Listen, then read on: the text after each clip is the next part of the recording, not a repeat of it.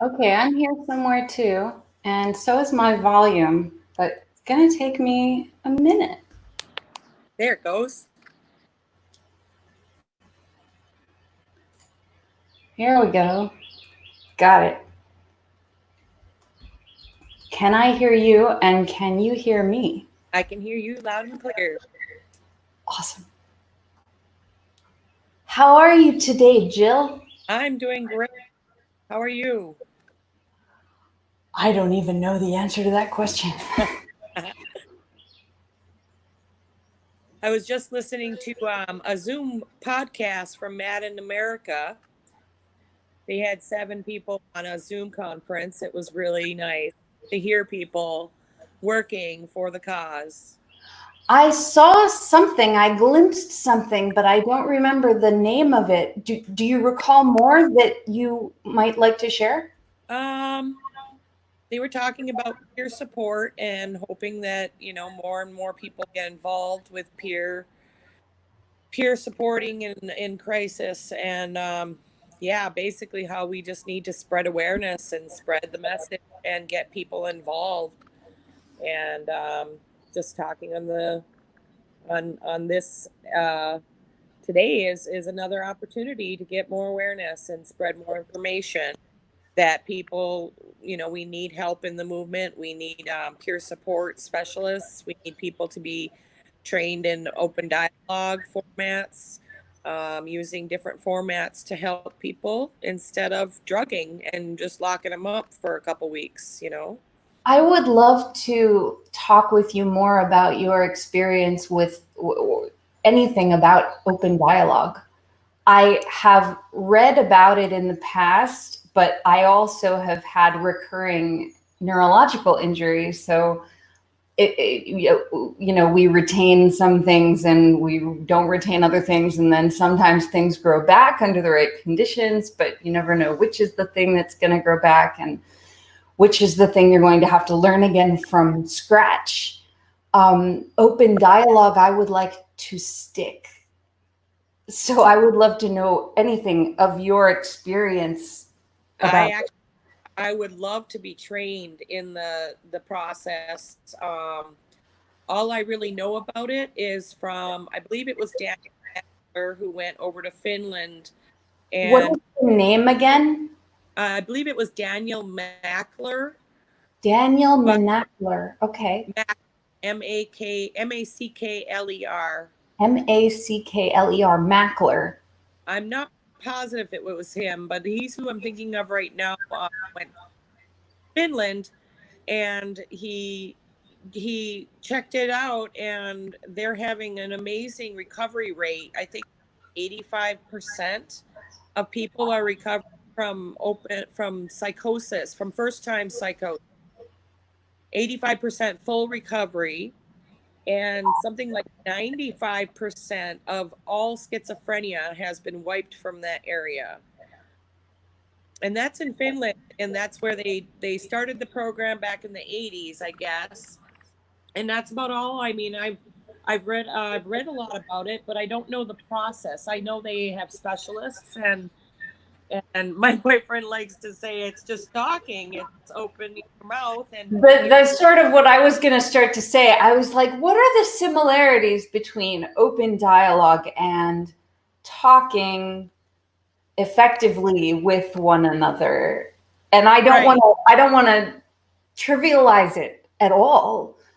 And there is something I keep feeling that we're noticing that the solutions we're discovering must be employed happen to also be the most accessible when we allow them to be natural to us rather than pretending they're I mean, we've been taken away from modes of caring for one another by communicating directly or by helping one another directly. So part of what I like about approaches like open dialogue is that it seems to me to be a formalizing of what is already more natural to human beings. And wouldn't that be the thing to do? Saving Yeah. energy and And I think the important points is it equalizes the communication levels on all aspects. Like the patient is considered one-on-one with the facilitator. You know, there's nobody better than anybody else. There's an authority in charge, I think. I'm not positive, but you know, making the patient and their families to come together, to work together on the problems, and it doesn't single out the patient or the person who's struggling as somebody who is inferior in any way or broken. It is making the I don't want to say sharing the blame, but making it apparent that psychosis and problems such as that level, I don't like to use the word psychosis, but you know, imbalance, mental imbalance like that happens. It helps to bring the person up to the level of everyone else, and everyone they see psychosis as happening between people instead of just being a person. It's caused by the, you know, it really gives the weight of the situation. It gives equal share to everyone's responsibility to take care of. It doesn't make the patient the one who has to get better. It makes everybody else come around and support the patient and say, we were responsible for this too. We understand that these problems happen between people. And that's amazing. Doesn't that make you feel good? It's like amazing. Everybody's on board, you know, everybody's like, I agree, you know, the fights that we had contributed to these issues. The difference of opinion I hold does have weight, you know, for somebody struggling, for everyone to come in and say that, yes, tensions were created from all of us that resulted in this traumatic event happening. And we all want to help. We all want to be there for everyone and make everybody feel equal, especially equal, you know, not blaming anybody for what happens. Because I know on my past, even last summer when I had my 2 breaks, I had to take that feeling of I am 100% responsible for all of my crazy antics. You know, I did some crazy things that other people were very scared about. And no talk of the environment, and no talk of relationships and accumulative trauma and all of the things that are left out of all of those contexts. Right. Speaking primarily for myself in this interjection, Yes. that please continue. It really hits home for me, and then I can't stop my mouth from moving. Feel free to comment anytime you want. It's the interject, you know, it's the communication. I wasn't able to tell everybody what was going on and on the trauma that I was in and the problems that I've been facing. And that's what I think the open dialogue method would help people to really understand the person, have empathy for the person instead of blaming them in any way for what's happened. You know, that we have to take the stigma out. I mean, I don't know, you know, stigma, and the more information. What I got from that Mad in America Zoom meeting was, this COVID pandemic is resulting in great networks being created. You know, even you and I talking, you know, I've never done this before, and you know, we did this last week for the first time, and it was wonderful. And to see people reaching out and across the world creating networks that can actually make very big change happen. I'm feeling very optimistic. It's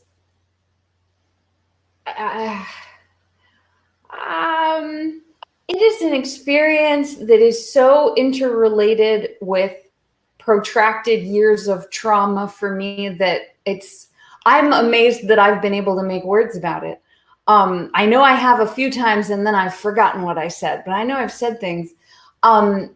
It's a huge relief in so many ways, and it underscores where in our culture there is still terrible human rights abuses occurring needlessly, mostly because people don't know about it and don't have accurate information.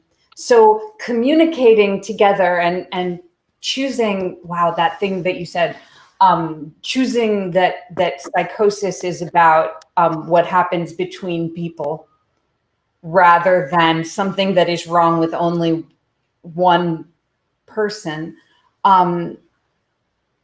Learning one another's languages, learning how to learn one another's languages, because there's kind of a way of doing it, and the more languages you learn, not necessarily English, Spanish, Italian, French, but the language of someone's lived experience, where their neurological reality is very different from yours, because you'll have been through different traumatic circumstances and different things that shaped you as people. And if we can stop mistaking one another's languages for there being something terribly, I don't know what words even to use. We're mistaking it in horrible ways, and people are getting blamed for traumatic situations that no one can really control when it happens to them. But if we strengthen our relationships between people and strengthen our community support structures that support people,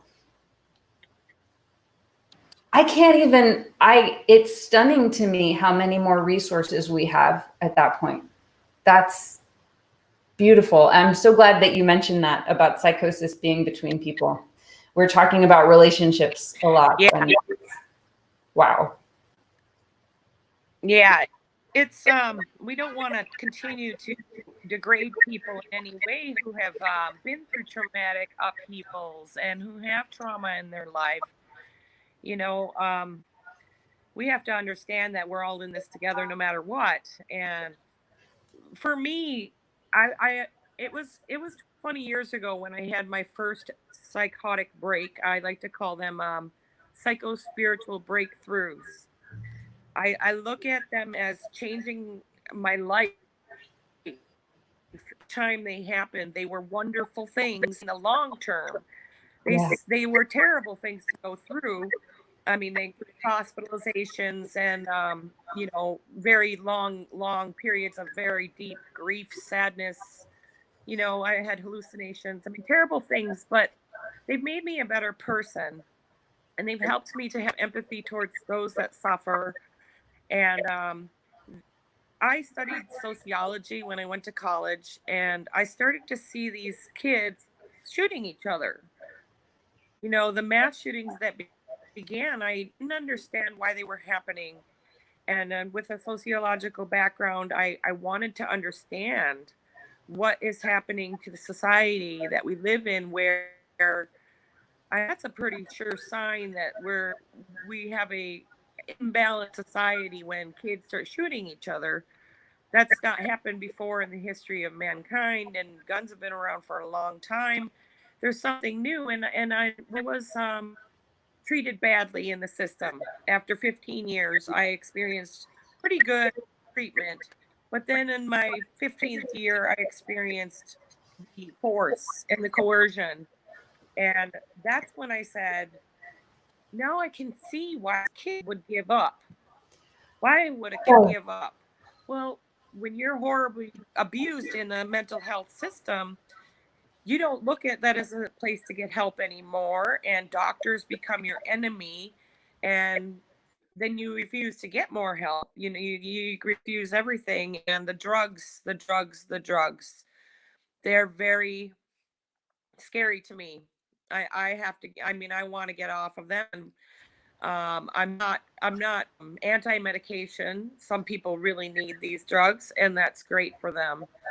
But the point of my page is obviously to end the forced psychiatric drugging, so that we can take these kids and give them another option, instead of being pumped full of drugs for the rest of their life. You know, to give them more natural, holistic means of healing their imbalances, so that they're not dependent on these, which have a lot of terrible side effects. You know, it's 5 to 25 years off of your life. And a lot of these kids know these statistics, and they know when they're taking these drugs that they're not good for them, but there are no other options creative or created yet. There are certain, areas of the United States that have peer respites, but we need them on every corner. We need them like Starbucks.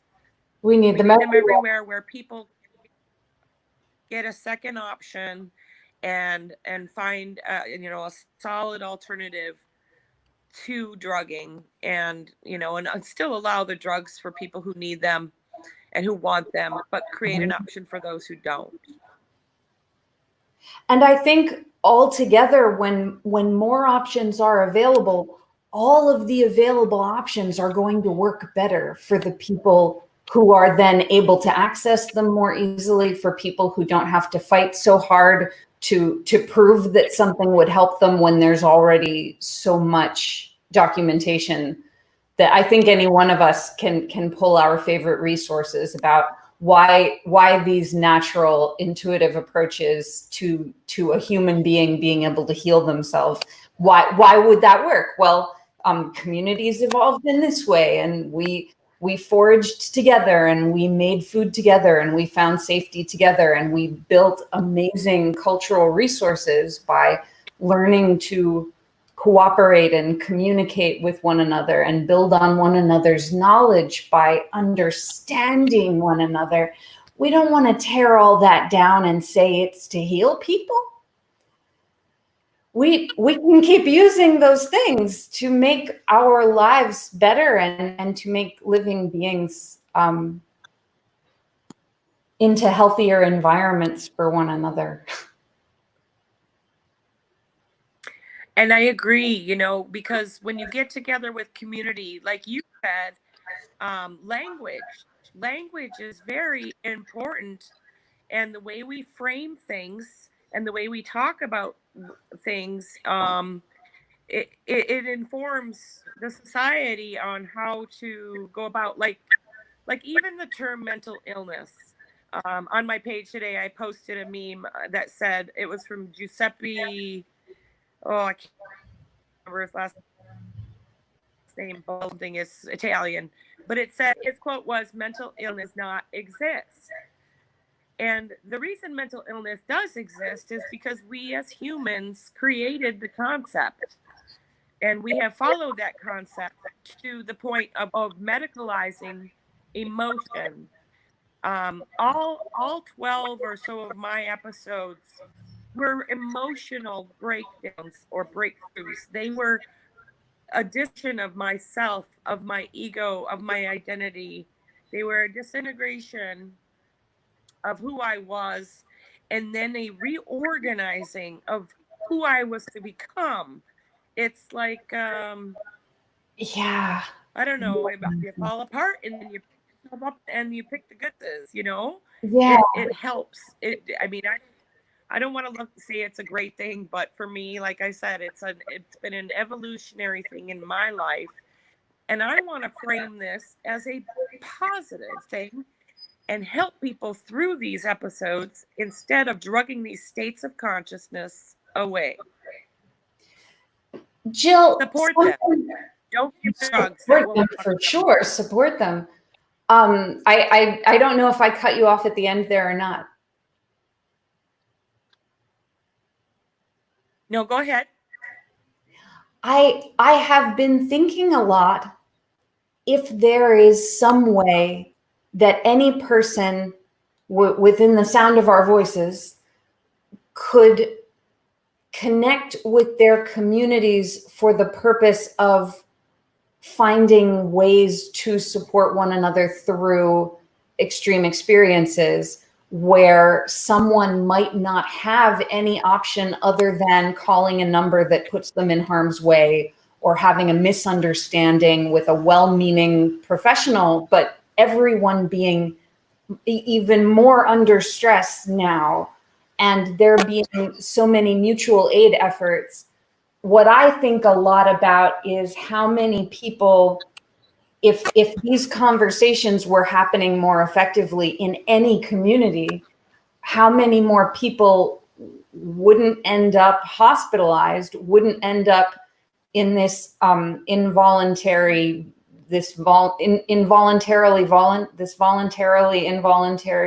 I'll get it eventually, situation, which has trapped and harmed many people, and that's such an understatement. So if we can avoid that kind of compounded suffering in our families and our communities by enjoying time with one another, by finding ways to be healthier together, whether we are in the same room or not, when we consider one another part of our lives in some way, part of our community body, I want to catalog everything that we can think of about that. So I'm interested in any thoughts you have on it.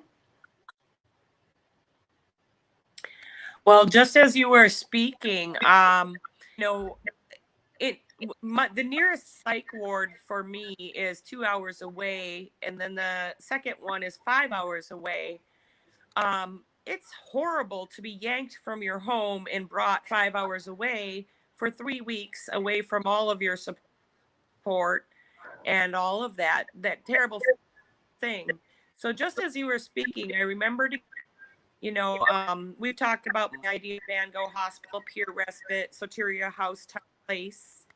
But what if we were to set something up where there were virtual supports, where a person such as my condition who may have a breakdown, who can't access, doesn't want to go to a psych ward, period. There's a lot of people out there who would never want to go there and who don't want to go there again. But what if there were virtual support set up, a place where they were guaranteed they were not going to have the police called on you, and you had like 2 therapists that sat with you, just as we're sitting here on the phone now. Somebody was in crisis. Yeah. And maybe one person as a local support, if there was a center that they could send somebody out there to that person's house that wasn't police related, but that was trauma informed. There's so much that can be done to prevent people from having to have that experience of being involuntarily held at a psych ward. That's a horrible time for people. I don't know anybody who has a good time at one of those places, especially with the force and the drugs and the being held down and injected against your will. When those types of things happen in that place, and even if it doesn't happen to you, you watch it happen to others. So you go through other people's trauma while you're there as well. Yes. It's terrible. We just need a better system, and we need something more, like you said, community-based. Everybody has to be involved, and so does the person's family. If they have family, hopefully there will be people involved in things like open dialogue and, other things are tried. We have to try things. We can't continue to drug this problem like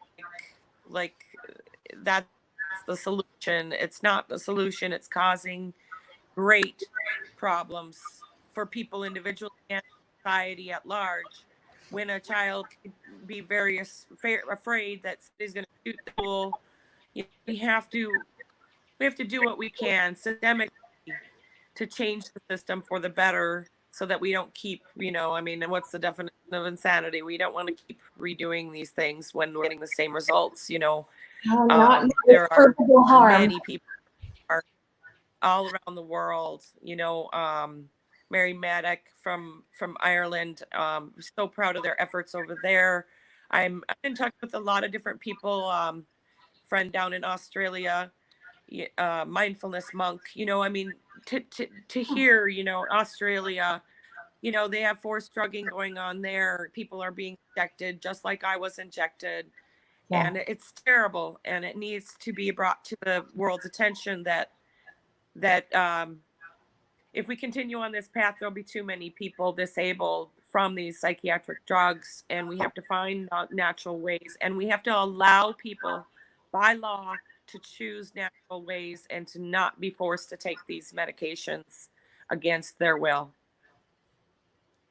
There's also such a good explosion of telehealth resources and people leaning into these all of these tool sets that we've had but people haven't been forced to use them. And a lot of people have learned how to use them very quickly recently. There are also, we mentioned the mutual aid networks. There are more and more groups and organizations and individuals sharing what they have and what they know on live streams and shared files, like we are able now to do. Blessing of blessings. When that's all going on, there is so, oh man, I just can't even verbalize it. I feel it so much. 1 second. There's no reason in the world to allow tremendous human suffering, to allow tremendous suffering of living beings, to allow the waste of human being resources, when human beings can help one another and build things and be kind and learn things and participate in such beauty in the world. We don't want to waste all of that amazing creative life energy. We want to learn what to do with it so that all can be more in balance. And what are some other good words? I just could keep them coming out of my mouth forever, like a kind of talisman against all of this lack of understanding that the suffering is needless. And we're often living our lives very close to that and wanting to say to others, the stuff that you're in denial about, the stuff that you're not looking at, the stuff that is so terrible that you don't know how to deal with it, if you take our hands and face it with us, it becomes nourishment, and we don't have to be so afraid of everything anymore. And it doesn't continue to generate cultural and interpersonal psychosis. I almost said individual psychosis, and then I said interpersonal psychosis. Jill, that's so good. A lot of what we go through is making up words, language fluid, and we need to be so suspicious when they're fixed, because everything is fixed. It's just that our language tends to stick, and it stays. And if it's been there for 1,000 years, if we talked about crazy people for 1,000 years, it's so colloquial. It's in our language. It's interspersed in our culture, and we need to be mindful, and to be mindfully selecting the language for the future, and mindfully, change things. I don't want to become totally crazy, politically correct, but there is a thing to framing things positively. It's much more positive to think of myself as evolving as a human being who has had shamanic initiatory experiences of healing and insight to the collective human consciousness in a way that is wonderful and a gift to other people, as opposed to an illness that needs to be drugged away for the rest of my life till it causes my death 25 years too soon. Just framing it positively. And it took me 15 years to learn how to do that. I listened to the doctors. I had an authority issue. I couldn't, I took what other people who were, had degrees, and I'm an educated person. I went to college for 7 years. I got 2 degrees, but it took a psychosis to break my identity, be able to say I'm one-on-one with the president and with the Dalai Lama and with the guy down the street, everyone is equal. I don't care what age you are. When you're a human being, you're born into a condition of you are every human on the planet. It's in our minds. So I accepted authority over me for 15 years, and then it broke. And I decided I can no longer trust other people to look out for my best interest, especially with medical information, when I've got as much education on different subjects. My background is a medical doctor, and I can do the research, and I did do the research. discovered that there are very many natural methods of healing mental imbalance, and you can heal, and you don't need to depend on psychotropic neurotoxins for the rest of your life. Told me that I must, and as they are still telling me that I must. My psychiatrist has put me off twice. I'm trying to taper off of the last 5 milligrams of the forced Zyprexa that they give me after a court order last year. And I'm one of those people who are living in danger every day. You know, I don't want these drugs. Like, I feel like I'm taking poison at this point. I've become so against them. Um, like I said, everybody else can do whatever they want, but for me, I watch what I'm putting in my body, and I do use substances. Obviously, I put toxins into my body in other forms, but I'm choosing, and I can choose what goes in my body, and nobody else get to. Nobody should ever get to choose. For an adult of body and mind, you know, yeah, there's so many legal loopholes, and the law says that I have to take these drugs. Well, I took them. I mean, I didn't vote the law, but now I want to go off. But now my psychologist doesn't want me to go off of the last 5 milligrams. He says, "Oh, well, COVID happening, you keep taking this." And I'm like, no, I'm sorry. I'm very interested in getting more into the Zyprexa research because it figures into some of my experiences also differently. And when you mention parts of your story, I keep thinking, well, we come back over and over to the point where it seems that it is provable that most of the professionals who prescribe these drugs don't know how to keep patients safe while on them if that patient is someone who has a bad physiological response to that drug, which we know happens far more often than anyone is talking about in pharmaceutical funded spaces. Did I say that right? Was that okay? That was a good way to say it, maybe. So when that's the case, and when my ability after neurological injury caused by many of the same kinds of circumstances around what we're talking about, in order for me to get into that research, it is much more effective for me to try to get into that research with other people, in relationship and in community with other people. So I can't help but wonder if we might find just the details we need to show how unfortunately inaccurate it would be for a doctor to say that you should continue to be on something that compromises your health. In your experience, the experience of the living being that is most affected by taking the drug.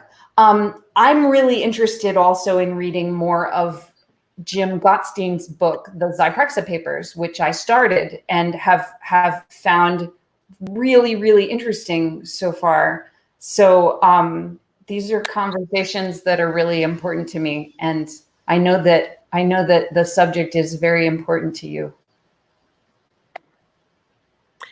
I'd love to see, or I'd love to read that book too. I haven't purchased it yet, and I definitely have been sharing it on the coalition page. It is amazing that, with psych rights and the legal aspect of things is where we need to put our attention. I'm talking with someone else in the movement at an interview, and we were saying maybe we should become lawyers, because it seems like that is where we need our attention at. We need to change the laws. There's no way the hospitals and the doctors are going to change unless they're forced to, at this time, give us option. And I'm so proud of Mr. James Gottstein.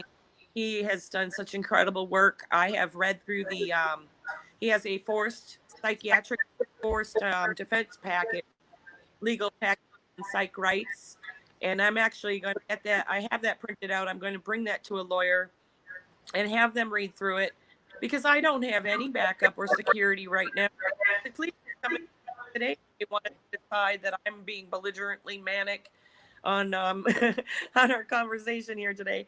No, they can come in at any time. I have here every day. So if I go into a crisis, that I will be mistreated again, and I need to go to a lawyer and actually somebody on my side who is willing to step up and fight for me if I do get incarcerated again. I look at it as incarcerated. It's worse. I mean, both times last summer they brought me to jail first for a night, and that was just as bad as being in a psych ward. I mean, sitting in a jail cell. I'm a law-abiding citizen. It's not I necessary, can't, and it I makes can't it so kill much worse. anything. I can't think. What was that? It's not necessary, and it makes things so much worse. And it ignores huge bodies of research, and it ignores trauma to the living organism that one is supposedly trying to help. So if we can't see that the person we say we're helping is being harmed, and if we can't hear them when they say they're being harmed, and if we can't understand them when they communicate in every way that they're being harmed, what does psychosis mean again? It blows me out of the water. I'm very interested in whatever kind of network building I and we can engage in your general area, in your region, that might increase your access and oh, my brain's crashing. I should go in a minute. Increase your access and resources and communication with anybody in that general part of the country, because people are tending to have these problems or very similar intersections of problems, and they are all needlessly isolated, and they've been stripped of their ability to communicate about what's happening, often because of systemic abuse. So if we build community resources, simple, straightforward, kindness-oriented community resources like we create here, and like more and more people are sharing, and we connect them together, nobody should have to be forced into harmful or abusive situations in order to help them. That's not, we should have no tolerance for that at all, I think. And why do I have to make these words? I'm making the words. I made the words. I mean those words. It's difficult to have had to say them.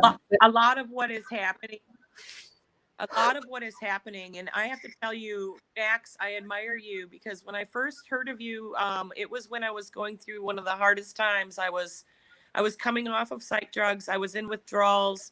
I laid in my bed for a year, and I discovered you, and I started to follow you. And what you say about communication is so important.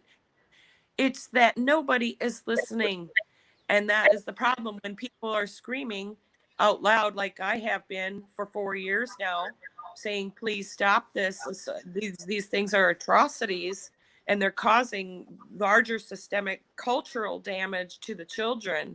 I mean, I think about kids all the time. I have 14, or I just had another niece born the other day. And I have like 15 nieces and nephews that I worry about. I don't have my own kids, but what kind of world do we see in 50 years? I want to see a world that's more caring, more empathetic, a world that's treating people with trauma with care and support, not further traumatizing them. And whatever we can do to help that world get created, you can't teach empathy, but you can stop laws that do cause trauma. You can stop people from being further traumatized, and that is an empathetic thing to do, and we should work towards that and try to make safe spaces. That's what you were creating when I first met you. You were creating safe spaces to talk. Thank you. Thank you for reflecting it, because as so many of us are learning with neurological injuries from various sources, from drugs, from the environment, from legal help we are receiving that traumatizes us instead of helps us, it can be so hard to remember what we've been doing and what we've been saying and what we have managed to do and how we have managed to connect with other people. And for me, until somebody reflects something to me, it's just this big blank space. There's no cognitive function for it until somebody mentions having had any kind of interaction with me. So it means so much to me, because those neurons haven't grown back as a regular daily matter of course. And a lot of people take for granted being able to remember what they did. And I'm relying on other people to tell me what happened. So thank you for that. And I feel like more and more words like these between you and me, and between other conversations we are having, and more we are definitely going to have in the future, we are making of the world and ourselves the environments that heal one another most effortlessly, that allow one another to heal themselves most effortlessly.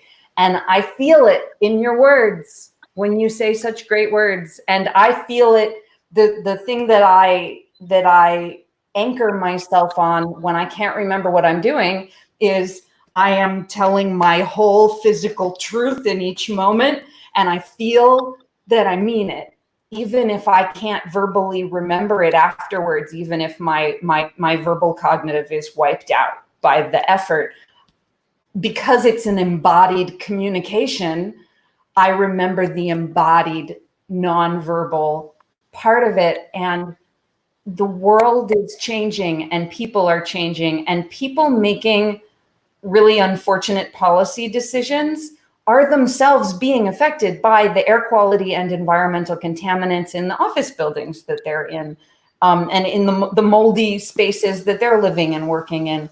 And so survivors who are fighting for their health and their survival are, we see them. I've recovered so much function because of interacting with people. I've recovered so much function because people were willing to be in community with me. And when we find solidarity with one another, and we successfully recover functions and recover from terrible conditions that we're experiencing, we are then poised to share our expertise with a world that has now become sick and injured in the ways we were sick and injured because they weren't able to listen to the people who were experiencing it sooner. And so I feel a lot about the world getting better, and I'm so grateful to your part in that. So thanks for the conversation. Thank you. And thank you for setting this up. It's wonderful to talk to you. And we should do it whenever you want. Again soon, please. Thank you so much. I think we should, I mean, what does that mean? We do 15 or 20-minute live streams and we don't get the choppiness, but then after that, we end up getting the choppiness. But we did so good this time. So I'll shut everything down. But I'll talk to you again soon, and good fortune and blessings until we meet again. Thank you. You too. And have a wonderful week. Thank you for everything you do, Max. Likewise. Bye-bye.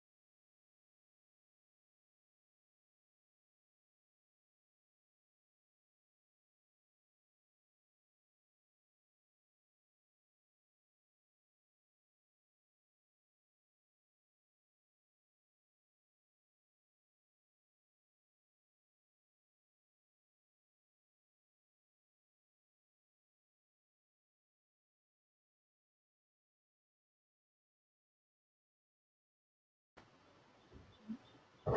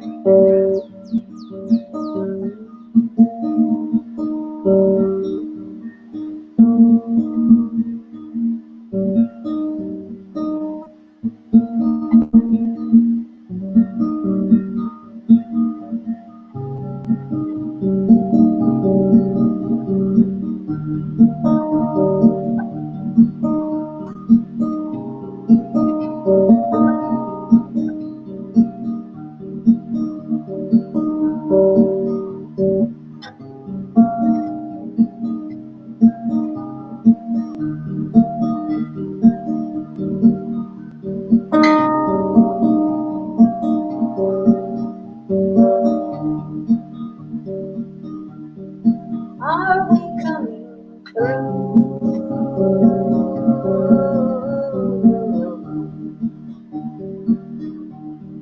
Are we coming through?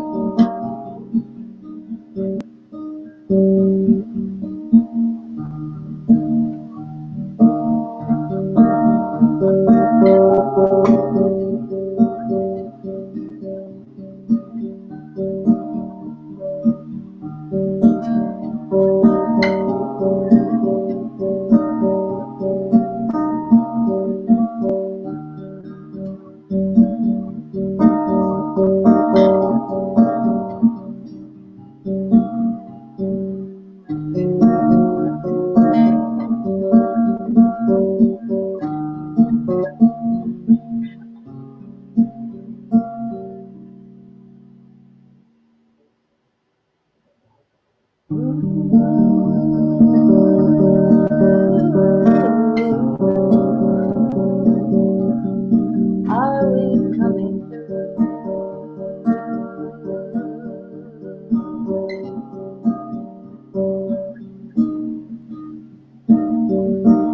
Ooh, are we coming through to you?